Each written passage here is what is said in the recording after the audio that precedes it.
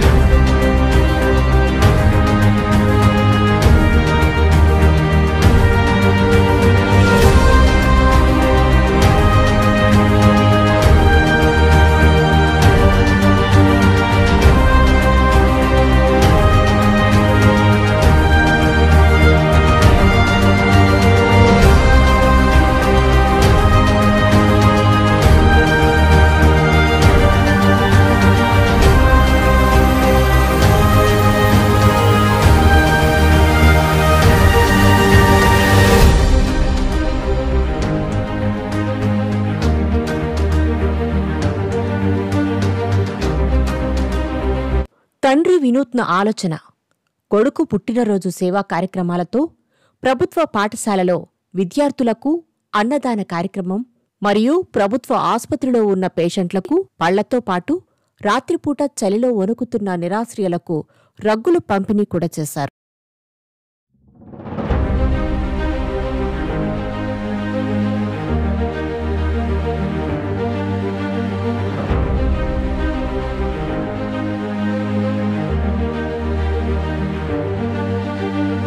గుంతకల్లు పట్టణ TDP minority అధ్యక్షునిగా ప్రజలకు ఆదర్శవంతంగా సేవలందిస్తున్న గౌరవనీయులు సద్దాం హుస్సేన్ తన మిత్రులు, శ్రేయోభిలాషులు, కుటుంబంతో కలిసి దర్గాలో ప్రత్యేక ప్రార్థనలు చేసి కుమారుడు తబీష్ ఆరోగ్యం, ఆయుషు, మంచి భవిష్యత్తు కోసం అల్లాకు చేతులు ఎత్తి ప్రార్థించారు.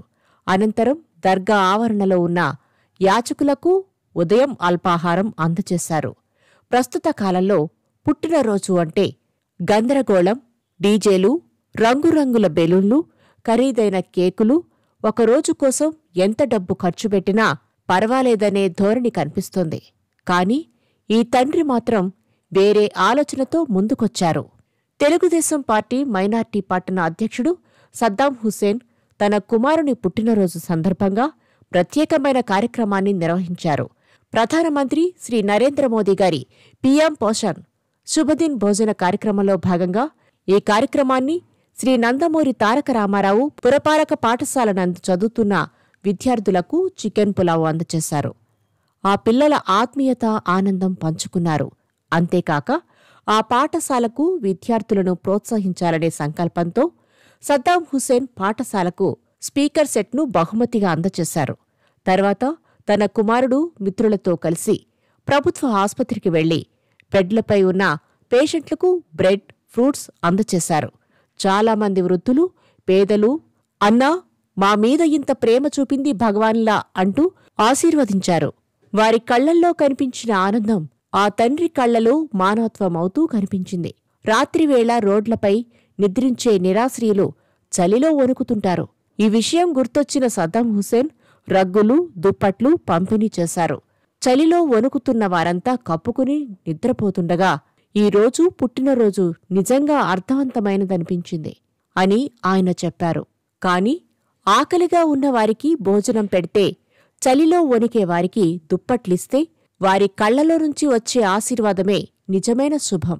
నా కొడుకు చిన్నప్పటి నుంచే మానవతా మార్గంలో నడవాలి అన్న ఆలోచనతో ఈ పని చేశాను అని తండ్రి భావోద్వేగంతో చెప్పారు.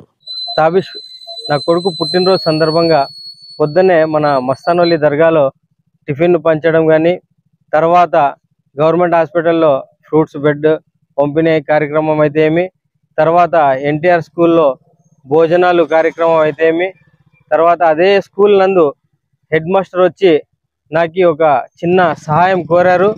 అది నా మానవ దృక్పథంతో వాళ్ళని నేను ఒక మైక్ సెట్ కూడా ఇప్పించడం జరిగింది. తదుపరి ఎమ్మెల్యే క్యాంప్ ఆఫీస్లో నా కొడుకు పుట్టినరోజు వేడుకలు కూడా జరుపుకున్నాము. తరువాత సాయంత్రం ప్రతి ఏటా మాదిరిగానే చలికాలంలో నా కొడుకు బర్త్డే వస్తుంది కాబట్టి ప్రతి సంవత్సరం లాగా ఈ సంవత్సరం కూడా ప్రతి ఒక్కరికి, అంటే మన మస్తానోలి దర్గా నుంచి స్టేషన్ వరకు రగ్గులు పంపిణీ కార్యక్రమం కూడా చేశాము. ఇలాగ ఎన్నో మంచి కార్యక్రమాలు ఇంకా ముందుకి చేస్తానని మీ అందరికీ తెలియజేసుకోవడానికి నేను చాలా సంతోషపడుతున్నాను. ఎందుకంటే బర్త్డే అంటే ఓన్లీ మన కుటుంబము, మన బంధుమిత్రులు, తర్వాత అందరూ వచ్చి పాల్గొని ఏదో సెలబ్రేషన్ చేసుకొని దాన్ని జరుపుకోవడం నా ఉద్దేశం కాదు. నా ఉద్దేశం ఏమంటే నా కొడుకు బర్త్డే అంటే 10 మందికి సహాయపడాలని ఇప్పటి నుంచే నా కొడుకుల్ని అదే మార్గంలో నడిపించాలని నేను కోరుకుంటూ ఇట్లాంటివన్నీ చాలా అనేక మంచి పనులు చేస్తా ఉన్నాను.